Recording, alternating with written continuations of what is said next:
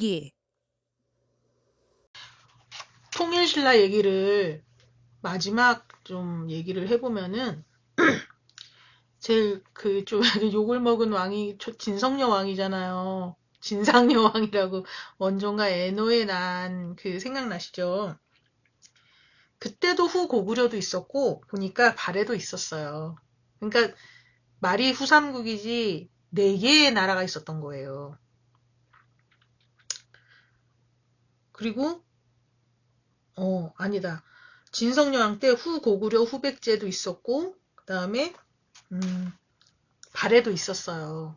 발해가 막 거란을 막아내고 있었고 막 발해는 정말 힘들었을 것 같아요. 거란도 발해를 침입을 해가지고 발해가 거란한테 멸망을 받네요. 보니까 결국은 중국 세력이 이민족이지만 어쨌든 지금은 중국에 다 속해 있겠죠. 거란의 침입으로 발해가 멸망한 게 926년이고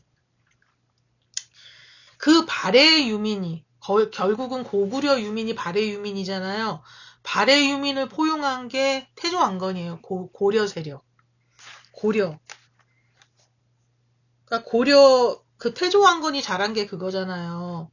그 멸망한 세력들을 다 이게 포섭하고 포용 정책으로 갔잖아요. 결혼을 통해서 막 이렇게 하면서 그런 걸 잘한 거죠.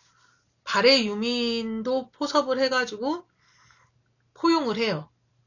어찌됐든 보니까 진성여왕 다음에 경순왕이 마지막 왕인데 경순왕이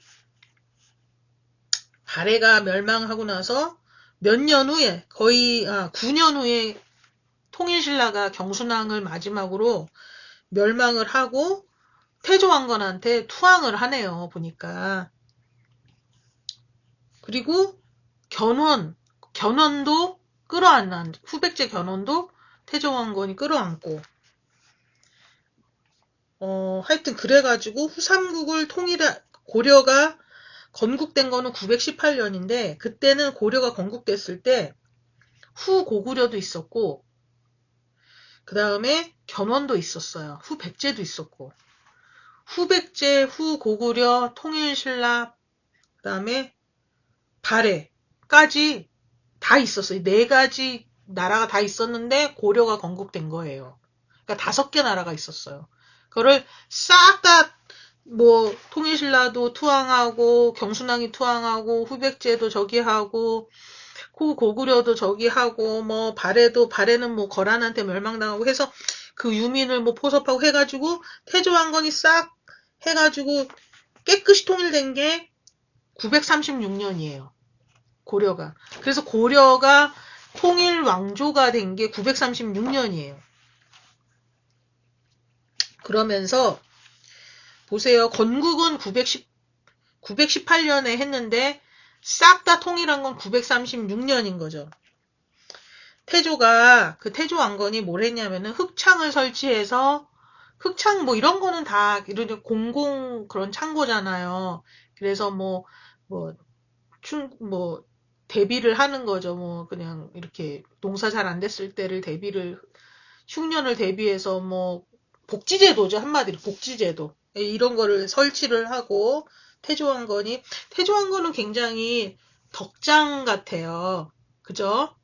이런 거 한 걸 봐도 그렇고, 그 다음에 북진 정책을 추진했다는 거는 어차피 발해 유민들을 감싸 안으면서 우리가 중국과 항상 대립하는 거는 이건 피할 수 없는 거죠, 우리는. 그리고 역분전이라는 토지를 지급을 하고, 그다음에 기인제도는 상수리제도 같이 어떤 거냐면은 이런 회의죠, 회의. 이걸 통해서 지배하는.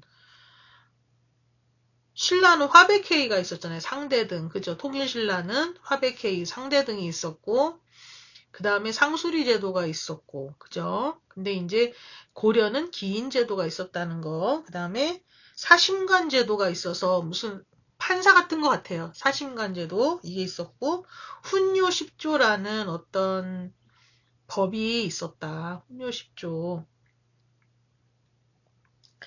그 다음에 고려는 광종이 굉장히 문제가 많이 나와요. 한계 많아요, 광종이. 광종이 광덕준풍이라는 연호를 썼어요. 광덕준풍 연호를 썼고, 그 다음에 노비안건법. 이게 노비안건법이 약간 노예해방 같은 그런 건가? 그런 걸걸요? 노비안건법을 실시하고, 그 다음에 이거요. 쌍기의 건의로 과거제를 실시했다는 거. 그 다음에 공복을 제정을 했다. 공복을 제정했다. 아, 너무 어려워. 그러니까 과거제, 그 다음에 공복, 그 다음에 노비안건법, 그 다음에 광덕과 준풍이라는 연호를 썼다. 광종은 그랬다는 거. 그 다음에 광종 다음에 경종인데 경종은 전식과를 마련했다. 전식과를 마련했다. 그 다음에 성종인데 성종이라는 이름은 성종이라는 이름 보면 한 일이 많잖아요. 그죠? 성종은 시무 28조, 이건 최승로가 시무 28조를 만들었고 성종 때, 그 다음에 삼성육부는 어느 제도냐면은 발해의 제도였었잖아요. 당의 그 제도를 따서 삼성육부는 발해인데, 여기는 이성육부제네요, 고려는. 이성육부제. 그 다음에 12목을 설치했고요. 지방에 12목을 설치하면서 그 목의 지방관, 목사라 그러죠. 기독교 목사가 아니고 그 12목의 지방관을 목사라고 옛날엔 그랬어요. 그래가지고 12목의 지방관 목사가 되면은 제가 알기로는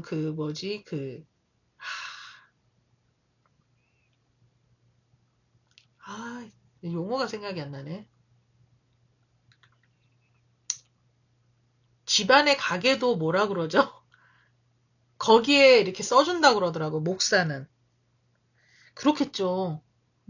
목에 12명 중에 하나니까. 그렇죠. 그리고 향리, 즉 향리가 뭐냐면은 삭도 밑에 있는 이방이 있잖아요. 그런 게 향리예요. 그러니까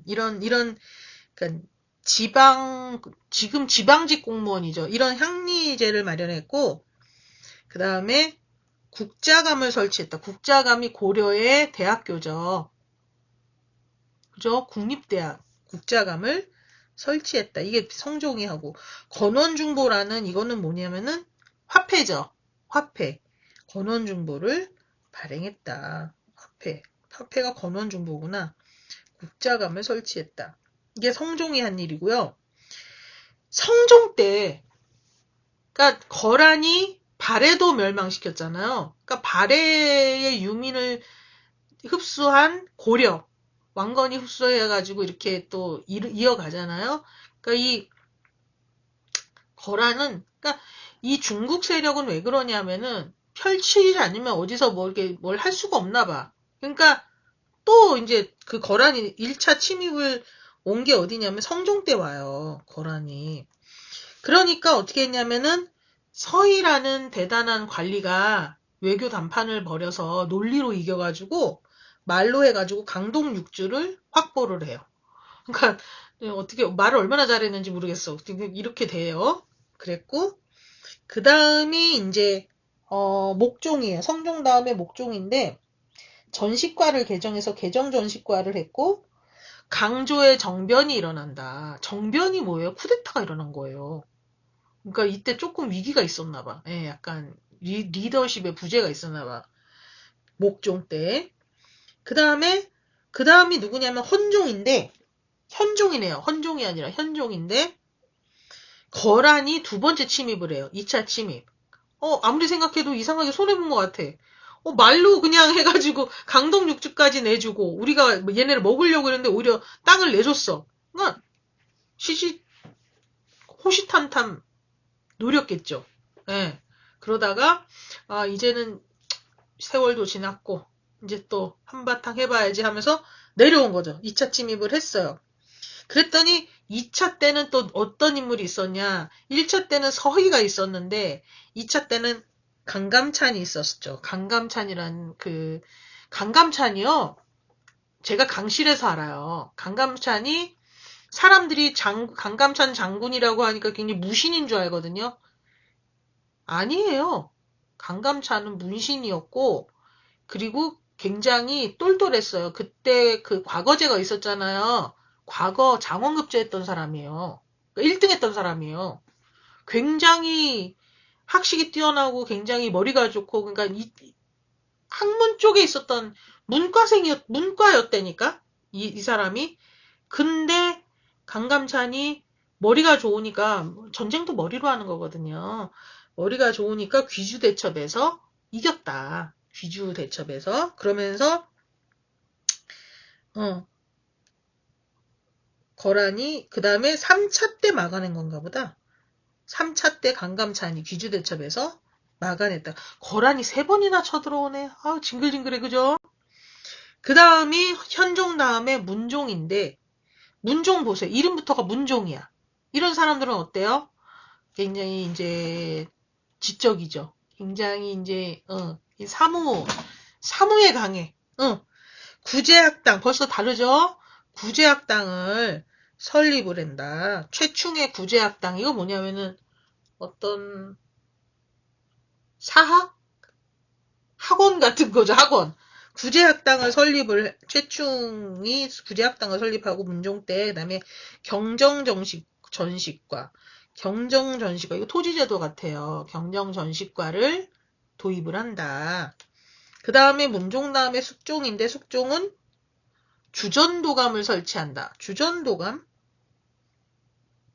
그 다음에 주전도감을 설치해서 은병과 해동통보를 만든다. 그 다음에 군대인 별무반을 편성해서 이때 별무반은 누구예요? 윤관. 윤관이 이것 때문에 뭘 해요? 여진족을 막아내요.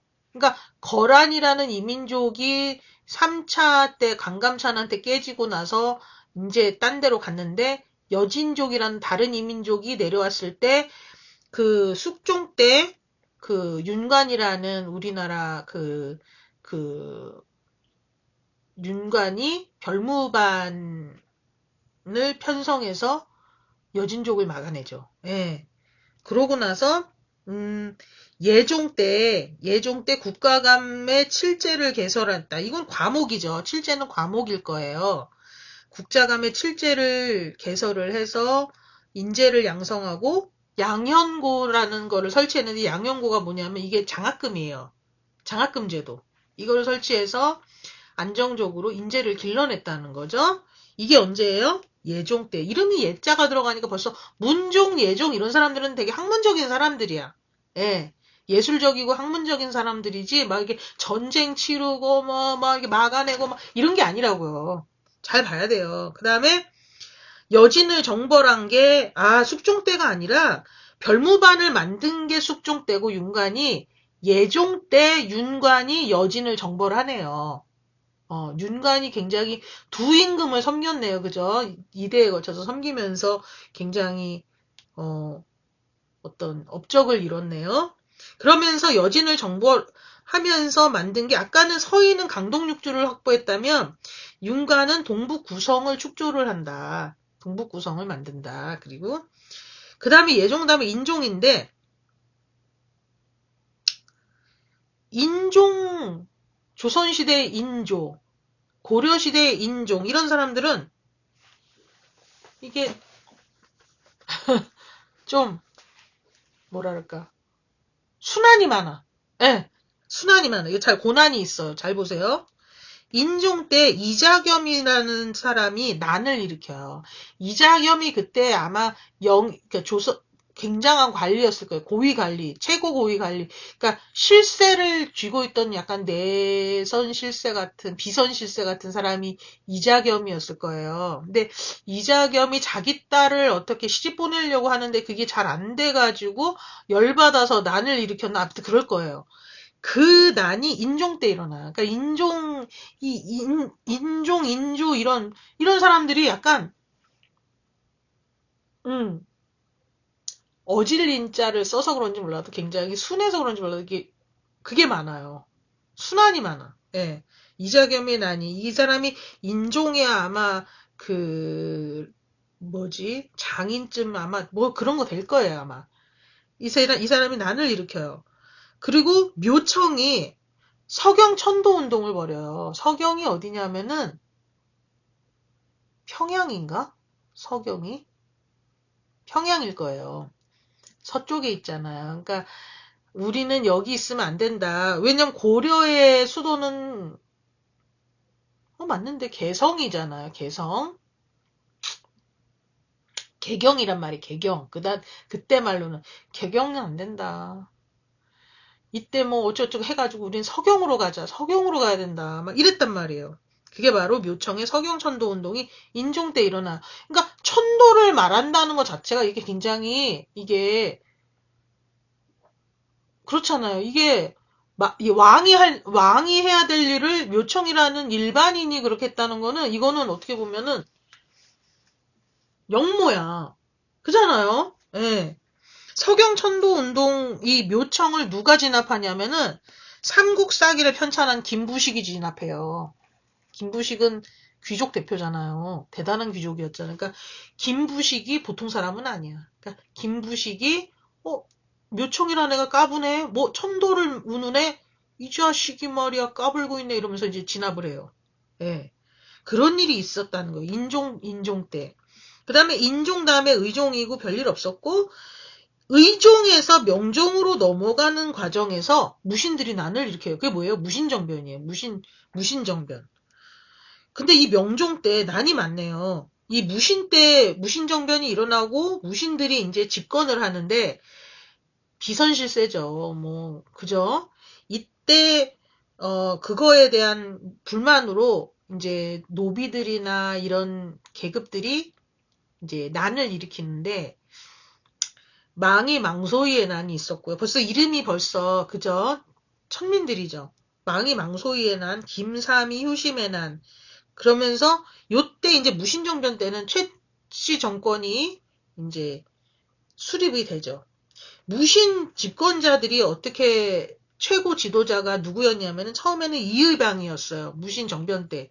이의방이 정중부로 넘어가고 정중부가 경대승으로 넘어가고 경대승이 이의민으로 넘어가고 그 다음이 이제 최씨 정권, 명종 때 최씨 정권, 최충원.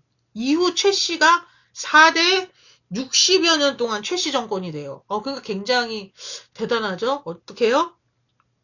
이의방, 정중부, 경대승, 이의민, 그다음이 최충원, 뭐 최우, 뭐 이런 식으로 쭉 간다고요. 최씨 정권 60여 년간.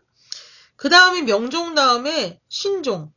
이때 신종 때 만적의 난이 일어나. 그러니까 무신 정권 때는 굉장히 이게 일반 백성들이 살기가 어려웠나 봐요. 자꾸 난을 일으키잖아. 이런 농사 못 짓겠다. 왜냐면 바치라 하는 게 너무 왕한테 바치기도 힘든데 막 이렇게 이런 대단한 실권자들한테 막 바치는 게 얼마나 많았겠어요. 그러니까 횡포가 심하니까 살기 힘드니까 막 자꾸 난을 일으키잖아요. 그 다음이 고종인데 조선시대도 고종이 있었는데 구한말에 이때도 고종이 있어요. 고려 때 고종은 강화도로 천도를 하고 강화도 천도 왜 했겠어요? 몽골이 이제 들어오는 거죠. 몽골이 자꾸 이제 하는 것 같아요. 강화도로 천도를 하고 수도를 옮기고 그 다음에 상정고금 예문 금속활자죠. 상정고금 예문이 만들어지면서 팔만대장경이 완성된다. 벌써 이게 왜 그래요? 몽골의 침입을 불심으로 이겨내자. 그게 팔만대장경이잖아요. 이때 만들어진 게 고종 때 만들어졌다. 몽골이 1차 침입이 고종 때 이루어지기 때문이에요. 그랬다는 거. 그래서 강화도로 천도했다는 거. 도망갔다는 거죠. 그쵸? 도망간 거죠. 임금이. 그 다음에 이제 원종인데 원종은 다시 개경으로 와요. 개성으로 온다고. 그러면서 이때 군대가 누구냐면 삼별초가 좌별초, 우별초, 그 다음에 뭐더라? 좌별초, 우별초 뭔데 하여튼 그래가지고 삼별초예요. 이 삼별초 항쟁이 대단한 게 강화도에서 진도에서 제주도까지 이렇게 근거지를 옮기면서 끝까지 항쟁하죠. 그때 강화도에서는 지도자가 배종손. 배중손이었고, 진도에서는 용장성과 배중손이, 제주도에서는 황파두성과 김통정이. 이거는 몰라도 삼별초가 어느 섬으로 옮겨갔는지는 알아야 돼요. 강화도, 진도, 제주도. 그렇게 옮겨가면서 끝까지 항쟁했다는 거. 끝까지 항쟁해요, 이 삼별초가. 왕도 도망가고 막 다 난리를 부리는데도 이 삼별초는, 그러니까 삼별초, 저 옛날에 사회 그 강사할 때는 삼별초를 설명하기가 어려웠어. 자꾸 눈물이 나가지고. 왜 그러냐면, 이 삼별초가 그 부대가 다 처자식 있는 사람들이었어요. 그냥 이런 젊은 이런 장정이 아니고, 이런 사람들이 왕도 저기 하고 무신정권 때 얼마나 살기 힘들어요. 난을 일으킨 정도니까 얼마나 혹세무민하고 그냥 막 이랬을 거 아니에요. 이게 무신들이 무식하고 그냥 뺏기만 좋아하고 이런데도 그 나라가 머글이 그냥 대단하다고 그를 독립투사들 못지않게 이 시대 생각하면은 그냥 상상만 해도 약간 울컥하는 저는 삼별초 항쟁은 우리나라 남성들의 애국심을 딱 그냥 DNA에서 보여주는 것 같은 느낌? 이 사람들 없었으면 우리가 이런 나라가 됐을까요? 저는 그런 생각해요. 삼별초가 없었으면, 의열단이 없었으면. 그러니까 삼별초는 정말 그 왕도 다 버리고 도망가는 이 나라를 지키겠다고 이렇게 끝까지 했던 그런 느낌이 들고, 그 다음에 동학농민운동 생각하면 또 눈물 나고, 저는 좀 그래요. 예. 삼별초는 너무, 예. 이때 이야기를 누군가가, 만들어줬으면 좋겠어요. 영화로.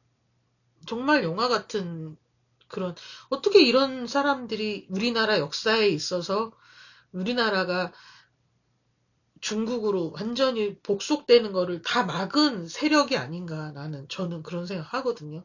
하나님이 어떻게 이런 사람들을 주시고, 임진왜란 때는 이순신 장군 같은 사람을 주시고, 난세에 영웅이 난다고 하는데 영웅도 아니죠. 이 사람들은 솔직히. 그죠? 안시성 싸움 때, 아까 우리 배웠잖아요. 안시성 싸움 때 당 정규 군인 10만을 상대를 했잖아요. 고구려 백성들이 누가 있었겠어요. 그런 거를 그래서 영화로 만들어졌듯이 삼별초의 그 활약도 영화로 만들어지면은 엄청난 눈물 날 것 같아요, 저는. 전 생각하면 눈물 나거든요. 전 군인들도, 아니 군인이래, 왕도 도망 다니느라 바쁜 그 시대에 지키겠다고 한 가정의 처자식 거느린 아버지들이 옮겨가면서 그것도 끝까지 그냥 막 항쟁하는, 제주도까지 가고, 그 시대에 제주도를 어떻게 갑니까? 그런데도 그렇게 하는 거 보면은 우리나라는 정말 백성의 힘이에요, 이거. 이건 진짜. 그런 거 생각하면 참 감사하죠. 저는 진짜 이런 군인이 있었다는 거. 그러니까 결사항전하면은 적어도 나라 뺏기지는 않는다는 거.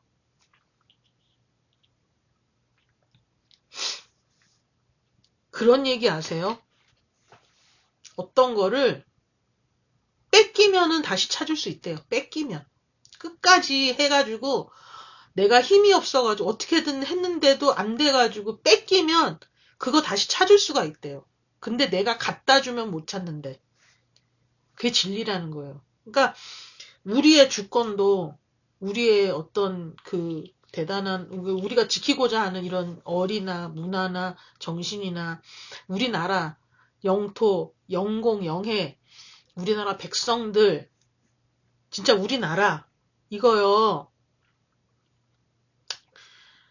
우리가 지키려고 했는데 힘이 없어가지고 뺏겼어. 우리 뺏긴 기억 있잖아요.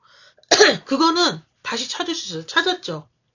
근데 스스로 갖다 주면 못 찾아요. 그게 진리예요. 그러니까 어떤 일이 있어도 절대로 결사항전해야지.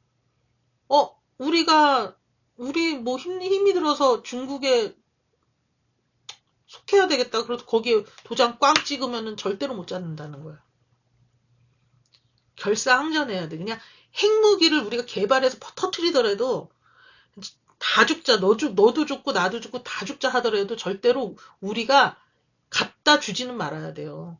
뺏길 때 뺏기더라도 힘이 없어서. 삼별초가 그런 정신으로 항쟁 안 했겠어요? 난 그런 정신으로 항쟁했을 거라고 보는 거예요. 왕이 포기해도 우린 포기하지 말자. 왜?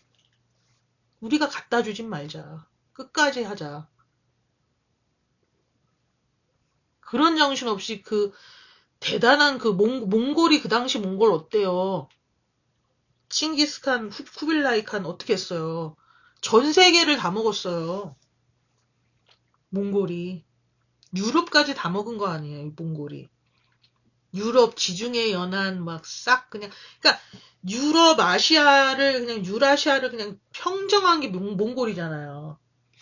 근데 우리가 걔네들한테 조공도 바치고 뭐 여자도 바치고 막 이러기는 했어도 바친 게 아니라 끌려간 거죠.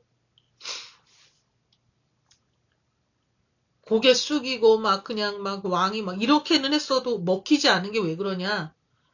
저항했기 때문이에요. 저항했기 때문 이렇게. 저항 안 하고 그냥 갖다 바치면은 절대로 못 찾아요. 그러고 끝나는 거예요, 그냥. 절대 잊어버리면 안 돼요, 우리. 그거. 누구한테 얘기했습니까? 아니, 제 스스로한테 얘기하는 거예요. 절대로 갖다 바치는 짓은 절대로 어떤 상황에서도 하면 안 된다. 국가뿐만이 아니라 우리의 인생도 마찬가지예요. 내가 상황이 안 좋아가지고, 상황이 안 좋고 그래가지고 쓰러질 수는 있어. 그치만 내가 포기하진 말아야 돼요. 쓰러지더라도 내가 포기하면 안 돼. 먼저. 해봐야 돼. 끝까지 해봐야 돼. 네, 그걸 얘기하는 거야, 내가. 하여튼 그렇다는 거. 그러니까 우리가 역사 공부를 하면서 이런 걸 깨달아야 돼요. 그 역사 공부 괜히 하는 게 아니고 내가 이거 몇 점 받아가지고 뭐 자격증 타고 뭐 그래서 이걸로 뭐 공무원이 되고 이거는 정말 뭐라 그럴까.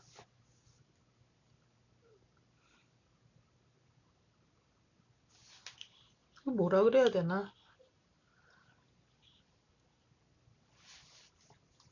그런 걸로 역사 공부할 수도 있지만은 그런 계기로 근데 어떤 계기로 하든지 역사 공부를 통해서 우리가 얻어야 되는 거는 교훈인데 이런 교훈이에요. 삶의 지혜, 그 다음에 어떤 확장된 가치관, 세계관 이거를 재정립하는 거.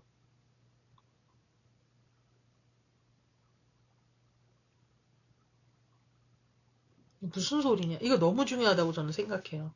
저는 개인적으로.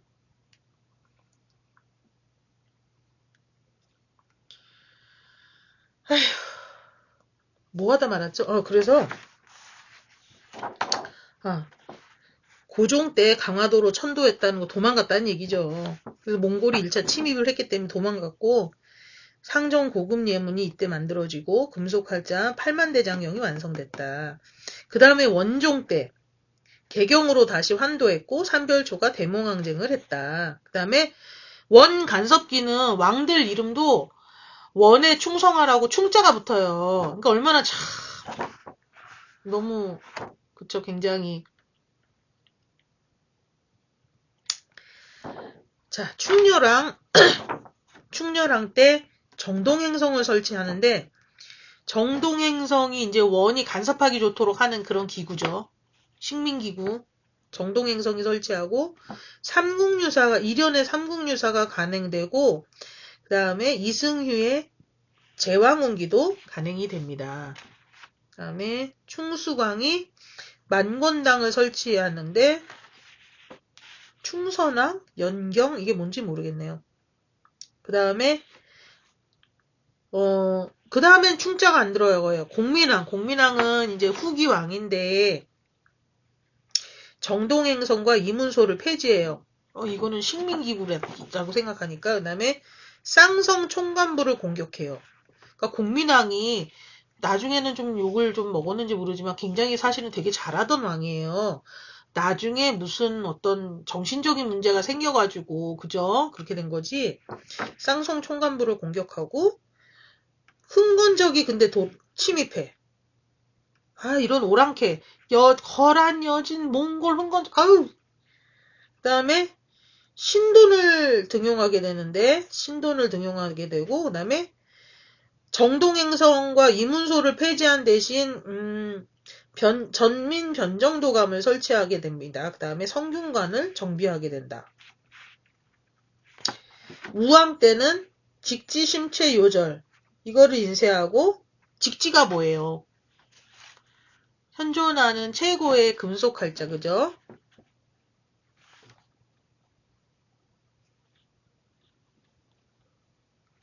그 다음에 화통도감을 설치했다는 게 그거죠. 최무선이 나오는데 화통도감을 설치해서 최무선이 이제 그거를 이제 하게 되고 1388년 위화도 회군이 이루어지면서 이성계가 세력을 잡는 거잖아요. 그러면서 조선이 건국된다. 마지막 왕은요. 공양왕인데요. 과전법을 제정하게 됩니다. 고려시대에 다시 이 판서를 한번 볼게요. 고려시대 태조왕건은 결혼을 많이 했대요. 왜? 결혼을 통해서 호족을 이렇게 세력을 자기 세력으로 만들어야 되니까 많이 했고요.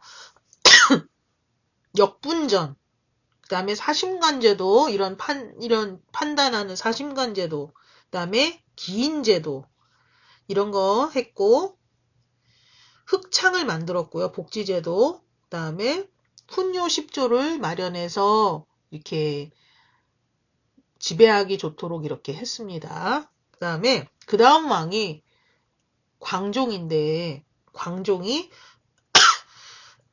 노비 왕권을 강화시켰고요.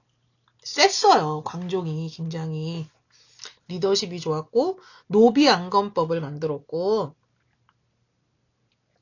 과거제 쌍기의 건의로 과거제를 통해서 인재를 등용했고 공복을 실시했다. 그 다음에 성종 때는 최승로가 나와서 지방관을 유교가 좀 이렇게 받아들여지고 그 다음에 12목의 지방관을 파견했고 향리제를 마련해서 중앙집권제가 아니라 약간 지금의 약간 지방자치제 같은 그런 거를 한 게 바로 성종 때라는 거. 그 다음에 요때 성종 때 거란이 1차 침입해가지고 서희가 외교단판으로 강동육지를 받았다는 거. 그 다음에 3차 때는 강감찬이 귀주대첩에서 이기고 그 다음에 천리장성 쌓았다. 천리장성은 연개소문도 쌓았어요. 그죠? 근데 이때도 쌓았다는 거. 그 다음에 초조대장경이 만들어졌다는 거. 팔만대장경은 이때잖아요. 아까 어디지? 고종때잖아요. 고종때인데, 초조대장경은 성종때네요. 그 다음에, 중앙은 이성육부였고, 삼성육부가 아니라 이성육부였고, 도병마사와 식목도감이 있었고, 그 다음에 3, 4에서는 회계를 받고, 대간에서는 대간이라는 게 있었다. 그 다음에 지방은 5도로 나눠져 있었고, 군사는 양계였고, 속군과 향부곡소가 있었다. 그 다음에 이자겸의 난은 인종 때 있었다고 그랬죠. 인종 때 이자겸의 난이 있었고, 묘청의 서경천도 운동이 있었는데, 묘청의 서경천도 운동을 진압한 사람이 김부식, 삼국 사기 쓴 김부식이었다는 거.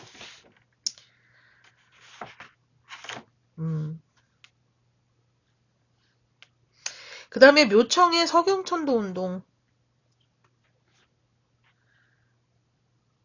묘청의 서경천도 운동 그 비슷한 시기에 윤관이 별무반을 가지고 그 여진족을 정벌하면서 동북구성을 쌓았다. 그 다음에 몽골 때는 어땠냐면은 무신 정권 때 몽골이 이제 온 거잖아요. 강화도 천도를 하자고 한 게 최후였고, 김윤우가 몽골과 더불어서 쌓았고, 그 다음에 초조대장경이 아니라 팔만대장경 때예요. 팔만대장경. 초조대장경은 언제예요? 거란을 막기 위해서 한 게 초조대장경이고, 몽골 때는 팔만대장경이고, 그리고 황룡사 구축목탑, 그게 뭔데요? 선덕여왕 때 경주의 황룡사 구축목탑을 선덕여왕 때 했잖아요. 근데 그거를 싹 태웠어요. 몽골이. 이때. 참. 그리고 삼별초가 해서 저항하고 막아내려고 노력했다는 거. 그 다음에 무신정권 때 난이 많이 일어났는데 망이 망소이의 난. 이거는 공주 명학소에서. 그 다음에 만적의 난, 개경, 김삼이와 효심의 난이 있었다는 거. 공민왕은요, 개혁을 많이 했잖아요. 쌍성 총간부 없앴고, 그 다음에 정동행성도 없앴고, 정방과 몽골풍도 좀 제한을 했다. 근데 전민 변정도감을 만들었다.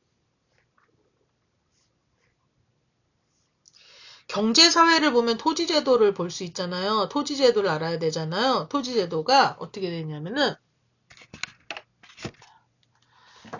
토지제도가, 태조 때는 역분전이고, 이거는 뭐냐면 세습은 안 되는 거예요. 그냥, 예. 그 다음에 공음전은 있었죠. 왜 그러냐면 자기가 나라를 세울 때 공을 세운 신하들 외면할 수 없잖아요. 그러니까 이때는 태조 때는 왕권이 별로 세지 않았어요.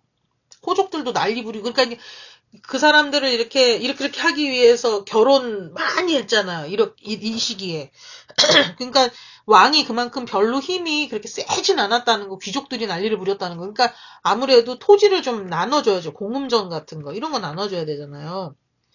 근데 누가 나타나면서 태조 다음에 광종이 잡으면서 광종은 굉장히 왕권을 강화시키고 막 그런 거죠. 관리도 그냥 이렇게 그냥 하지 않고 과거를 통해서 이렇게 하고 막 이런 거잖아요. 노비안건법하고.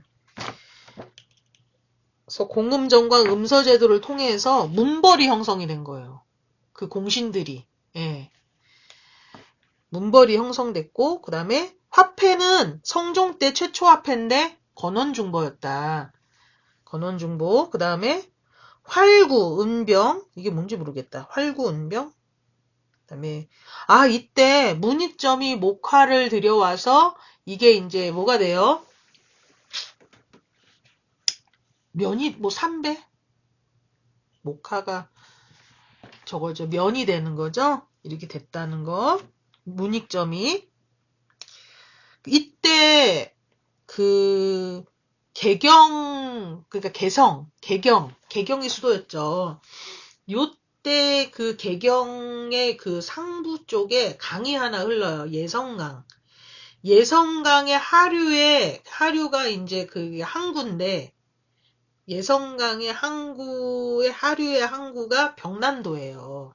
여기가 뭐예요? 뭐 아라비아 상인들, 중국 상인들, 뭐 다른 나라 무슨 어디 나라 상인들, 일본 상인들 막 해가지고 여기가 세계 무역항이에요. 통일신라 때는 울산항이 무역항이었는데 고려시대 때는 이 병난도가, 그 병난도는 유명하죠. 병난도가 무역항이 돼서 그때 고려를 코리아라고 자꾸 부르는 거죠. 아라비아 사람들이, 아랍인들이. 그래서 우리나라가 지금까지 코리아가 된 거죠. 예. 병난도 때 코리아가 된 거다. 그래서 지금 그때 그 문벌귀족 있잖아요. 태조왕건 때 문벌귀족이 형성되잖아요. 음서제도와 공음전을 통해서 세력이 커지면서 문벌이 되는데, 문벌이 지배하고 있다가 무신정변이 일어나면서 무신이 집권하다가 무신들이 이제 막 그냥 그렇게 되면서 막 난도 일어나고 막 제대로 이제 못하니까 막 그러다가 누가 또 다시 문신으로 넘어가는 게 권문세족이고, 권문세족에서 좀 더 권문세족들이 이제 또 이제 타락하게 되니까, 그거에 의해서 또 새로운 어떤 엘리트층이 나타난 게 그 신진사대부. 신진사대부가 조선의 건국 세력이 되는 거죠, 이제. 그렇게 됩니다. 고려시대 때는 여건이 좀 좋았나 봐요. 그래서 여성은 가정에서 지위가 높았고, 그래서 똑같이 남자들하고 남자 형제들하고 상속을 받았고요. 고려시대 때는. 그 다음에 또 고려시대 때가 가장 여성의 지위가 좀 높았다고 그래요. 예, 그런 얘기가 나오고 있네요. 그 다음에 동서대비원, 제위보, 구제도감, 부급도감 이런 어떤 그런 기구가 있었다는 거. 그 다음에 유학은 어디서 가르쳤을까요? 국자감에서. 그러니까 고구려는 태학, 그죠? 통일신라죠. 국학. 그 다음에 고려는 국자감. 버프망도 불교 수용은 하지만 이런 건 안 만들었죠. 태학, 국학, 그 다음에 고려시대의 이 국자감. 국자감은 최충의 구제학당은 문종 때. 국자감 설지는 성종 때. 예. 국자감은 성종 때. 최충의 구제학당 이런 거는 국자감 플러스 향교는 성종. 최충의 구제학당은 약간 학원 사립 교육기관이라고 그랬잖아요. 요거는 문종 때. 이렇게 됐네요. 그죠? 성리학이 저는 조선에서 들어왔는 줄 알았더니 고려시대 때 안향이라는 관리 이런 학자에 의해서 고려시대의 학자에 의해서 성리학이 들어와서 이거를 성리학을 받아들인 그 세력이 신진 엘리트였던 신진 사대부인 거죠. 이 세력이 조선을 건국하는 거죠. 그죠? 이재현이라는 고려의 그 학자는 여공패설을 지었고 사략을 지었다고 합니다. 역사는 바로 이 사람이죠. 삼국사기, 김부식이 기전체로 적었다. 현존 우리나라 최고의 오래된 역사서다. 그 다음에 삼국유사는 이련이 지었고 단군신화에 대해서 나와 있다. 단군신화는 어디 나와 있다고요? 삼국유사. 그 다음에 승려 볼게요. 통일신라의 승려는 원효, 의상, 해초가 있었는데 고려의 승려는 의천이 있고요. 진울이 있었어요. 의천은 천태종을 지었고 진울은 조계종, 그러니까 굉장히 걸출한 인물 2명이 나왔어요. 의천은 천태종, 의천은 천태종, 진울은 지으시니까 조계종. 괜찮죠? 천태종은 어떤 거냐면은 교종과 선종이 합쳐져서 교간겸수다. 그 다음에 진울은 선종과 교종이 합쳐져서 정해쌍수 도노점수다. 정해쌍수 도노점수. 그 다음에 불상은요. 불상 알아야 되죠. 하남시에 있는데 하사, 창동, 철조, 석가, 열애좌상. 또 이제 앉아있는 거겠네요. 철로 만든 금으로 만든 게 아니라 철로 만들었네. 하남 하사창동 철조 석가열의 좌상이고, 논산에 있는 거는 굉장히 크더라고요. 이렇게 엄청 커. 은진미륵이라고 아시죠? 바로 이거예요. 관촉사 석조 미륵보살 입상. 미륵이라는 게 뭐냐면은 세상을 구원하는, 그게 미륵이에요. 예. 약간 구원하게, 이렇게 세상을 구원하고 중생들을 구원하고 뭐 이런 게 미륵이에요. 미륵사상이 그런 거거든요. 근데 저 어렸을 때는 관촉사 석조 미륵보살 입상 얘를 은진미륵이라고 불렀다고. 은진미륵. 근데 은진미륵이 아니고 정식 명칭은 이거예요. 논산 관촉사 석조 미륵보살 입상. 엄청 크더라고. 저희 아버님 돌아가셨으니까 아버님이라고 해도 되죠. 저희 친정아버님, 돌아가신 저 친정아버님이 논산분이세요. 네. 논산 관촉사 석조 미륵보살 입상, 하남 하사창동 철조 석가열의 좌상. 그 다음에 이거네요. 영주 부속사. 여기 있죠? 영주 부속사. 의상대사가 만든 부속사. 영주 부속사 소조열의 좌상. 이거 봤어요. 소조열의 좌상. 예. 그 무량수전 주심포 양식 있죠? 기둥이 이렇게 중간이 두툼하잖아요. 중간이 두툼하면은 멀리서 봤을 때 이렇게 직선으로 보이지만 실제로 가서 보면 중간이 두툼하다는 거예요. 이게 그리스에 가보면은 파르테논 신전, 아테네 신전 있죠? 제일 큰 거. 그 유명한 아테네 신전, 파르테논. 거기의 양식이 이 양식이에요. 주심포 양식. 베흘림 기둥이라 그러죠. 이렇게 중간이 두툼해서 멀리서 봤을 때는 일자로 보이는 거. 예. 똑같은 양식이에요. 제가 2개 다 보고 왔답니다. 예. 여기 부석사 무량수전은 2번 봤고요. 실제로 좀 더 퉁퉁하더라고. 그 다음에 파르테논 신전도 봤습니다. 작년에. 나 이런 사람이에요. 너무 감사하죠. 그 다음에 탑으로는 평창 월정사 8각 9층 석탑. 대단한 거 나왔네. 이게 보면은 8각 9층 석탑 굉장히 화려하더라고요. 고려탑이 굉장히 높고 그 층도 많고 화려하더라고요. 이 층이 많았던 거 하나 있었잖아요. 황룡사 9층 목탑. 언제 소실됐다고요? 몽골 때 소실됐잖아요. 근데 여기는 이건 남아있어요. 평창 월정사 8각 9층 석탑. 저 이거 보러 한번 평창 가야 되는데 그렇게 안 돼요. 저 가고 싶어요. 그 다음에 개성에 있는, 봐보세요. 여기 9층이죠? 여기 또 있어요. 개성 경천사지 10층 석탑. 이 고려의 탑은 층이 많아요. 이걸 외우면 돼요. 왜? 원의 영향을 받아서. 몽골의 영향을 받아가지고 층이 굉장히 많아요. 그러니까 이게 특징을 잘 알면은 나왔을 때 이게 되게 각도 많고 층도 많다. 이거 고려시대구나. 이렇게 해야 된다고요. 그 다음에 초조대장경은 거란 때 만들어졌잖아요. 초조대장경 언제냐. 근데 팔만대장경은 몽골 침입을 대비해서 만든 거예요. 근데 팔만대장경은 해인사에 있죠.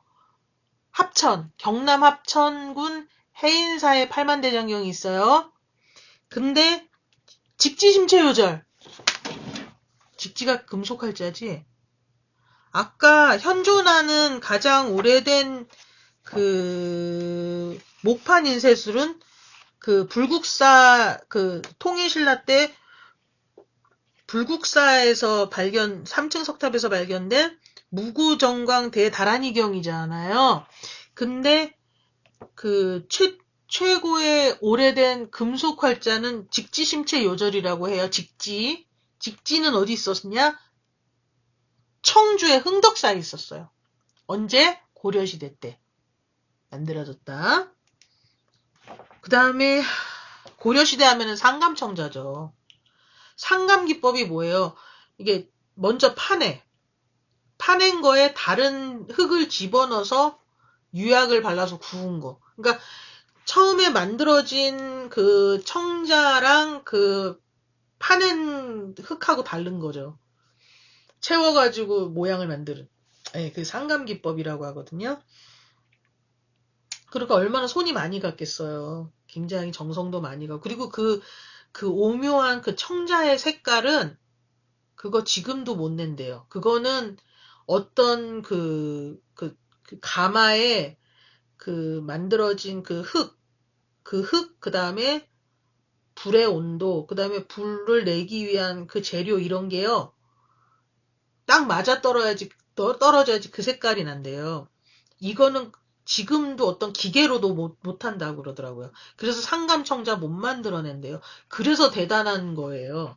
그래서 부르는 게 값인 거죠. 이건 뭐, 예, 안 된대요. 지금 도공도 만들지 못한대요. 그 색깔이 안 난대요. 그리고 그 성분 있잖아요. 그때 그 성분을 만들어내기가 어렵대요. 제가 이거 책에서 본 거거든요. 이게 안 된대요. 불가능하대요. 그때 그게 안 된대요. 그래서 이거는 깨지면은 끝나는 거고 없어지는 거고 구현해낼 수가 없대요. 이 색깔이. 예, 그런 거고요. 고려청자, 상감청자고 그다음에 순청자에서 상감청자 그냥 청자로만 했다가 상감기법을 도입해서 만들어게 되겠다. 그다음에 마지막에 나중에는 누가 출연하죠? 걸출한 인물 최무선. 아니지. 최무선이 화통도감으로 최무선이 아니고 최영장군이 이성계랑 그거구나. 최무선은 그냥 진포대첩이라는 어떤 그런 거를 해서 화통도감을 만들어내서 여기서 대포로 어떻게 했다는 거고요.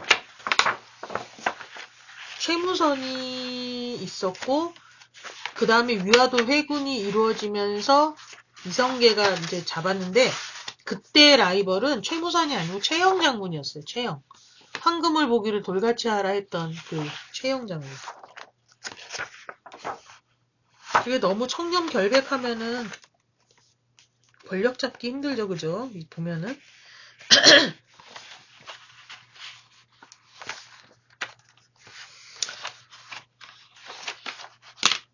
다시 한번 고려시대 할게요.